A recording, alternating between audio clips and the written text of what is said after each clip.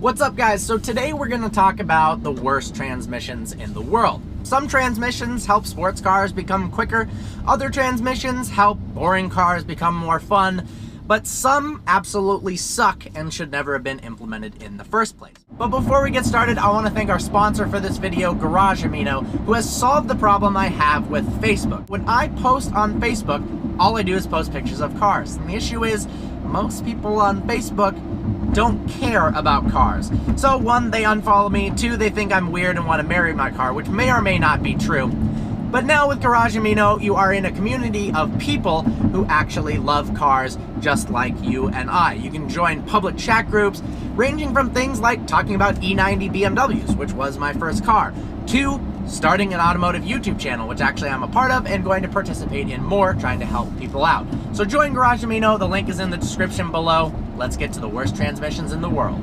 First up, the MT82 transmission in the Ford Mustang. Now, in the new generation of Mustang, shut the fuck up. Speed monitor off. Shut up, K40, fuck! First up, the MT82 transmission in the Ford Mustang. It was so bad that it underwent a NHTSA government investigation under the safety of the transmission. The reason being, oftentimes it couldn't actually shift into gear. That means any gear whatsoever. So imagine you are coming onto an on-ramp and all of a sudden it won't shift into fourth gear and you can't accelerate out of the way and somebody rear-ends you.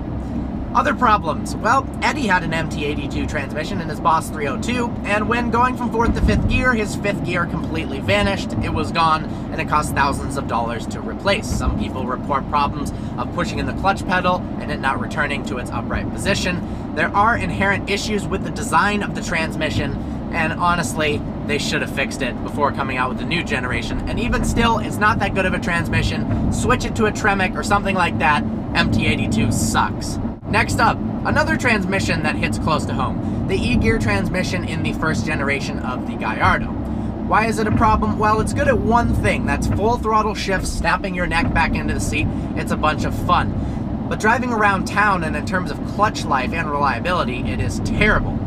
When going from a standstill to a roll, it's jerkier than somebody learning how to drive a manual for the first time. It can actually even stall. Another issue is, an all-wheel drive high-performance car should be able to launch and accelerate 0 to 60 really quick. Well, not with the E-gear transmission in the first gen. So you have one of two options. You either activate the pseudo launch control, which will destroy your clutch in just 5 launches. That's not a joke, and it'll cost you anywhere between $7,000 to $10,000 to replace. Or you bog the engine off the line, you roll slowly like you're in a minivan, and then you can finally floor it. That's not really all that acceptable. Furthermore, the reliability is horrendous at best. The E-gear lines can blow up, that happened on my Gallardo, $7,000. The actuator can blow up, that's $25,000. The transmission itself can fail, which happened on my friend's Spider Performante, and that is a recent, beautiful, like the pinnacle of Gallardos, and the transmission failed. And it fries clutches like nobody's business. 10 to 20,000 miles if you're lucky, and bye-bye clutch. Too much money. Well, here is both a controversial one and a colossal failure. The 8-speed automatic ZF transmission in the 2014 and 15 Jeep Grand Cherokees, Dodge Chargers with the 8-speed automatic, and Chrysler 300s had a serious flaw that resulted in the recall of almost 1 million vehicles. Now, this wasn't a problem with ZF's transmission itself. It was the implementation that Chrysler did with the transmission, namely the ergonomics of the shifter design. Instead of in a normal shifter where you get force feedback, moving a lever or something like that between gears, this one would return to a central position every time you would change gears. So to put it into neutral, you would push it forward once and it would return to the main position. To put it into park, you would have to push it forward 3 times, but the problem is the force feedback wasn't intense enough, so people would often leave their cars in neutral. This resulted in 68 injuries and the death of a famous Star Trek actor who accidentally put the car in neutral, stepped out of his vehicle, and was crushed against his fence at his home by his Jeep Grand Cherokee.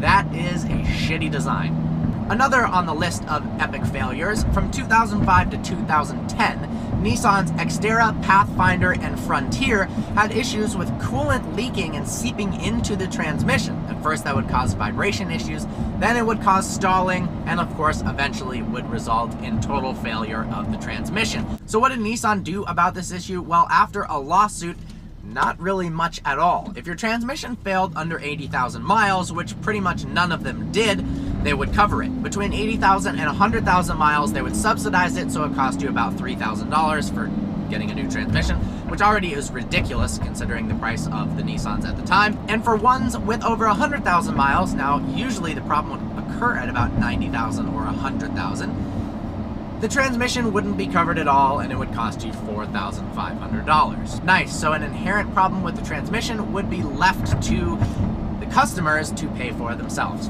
If you think several dozen injuries and a death caused purely by a transmission is bad, get this one. From 1966 to 1980, Ford's automatic transmission in the Pinto would often shift from park to reverse. This caused hundreds of injuries, and by the time the death toll was already added up, 77 deaths. The transmission underwent an investigation by NHTSA, yet again, and they found that this was in fact an issue. Now the crazy part is Ford knew in 1972 that there was a problem, and instead of employing a rather expensive fix, the cost per car was obviously very, very cheap, but they sold a lot of cars, they decided to do nothing and instead quietly pay under the table to the families of either the deceased or people who were very injured caused by the transmission. It cost them over $20 million.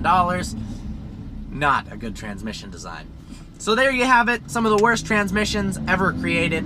Obviously, there are more. And for a supplemental video, we'll do some of the best transmissions created of all time. Well, there you have it. I hope you enjoyed this review. Like always, please browse our channel and subscribe. I look forward to seeing you next video.